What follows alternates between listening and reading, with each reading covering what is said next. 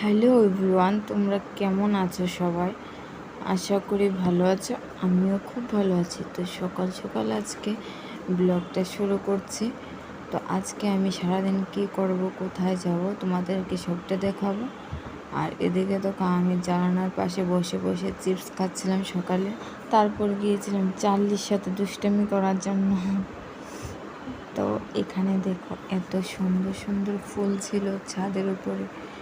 আমি ভাবছিলাম একটু ভিডিও করা যাক, তো তোমাদেরকে দেখানোর জন্য ফুলগুলি ভিডিও করলাম। তো আমার মা আমাকে পায়েস দিয়ে দিয়েছিল খাওয়ার জন্য। আমি পায়েসটা ভালোই লাগে, তারপর আমি খাচ্ছিলাম আর ফিল নিচ্ছিলাম। তো তোমাদের কেমন লাগে পায়েস আমাকে জানিও। তো আমি এখন স্নান করে চলে এসেছি। তো আমি আজকে বেরোবো, কোথায় যাব, তোমরা আমার ভিডিওটা কন্টিনিউ দেখো, তাহলেই তোমরা বুঝতে পারবে। তো আমি রেডি হয়ে নিই, তারপর তোমাদের সাথে দেখা হচ্ছে। তো আমি এখানে রেডি হয়ে গেছি। তো এখন চুলটা বাঁধবো, বেঁধে তারপর বেরিয়ে যাবো। তো আমরা চার্লিকে টাটা করে চলে যাচ্ছি। তো চার্লি দেখো, চার্লিও মাথা নাড়াচ্ছে।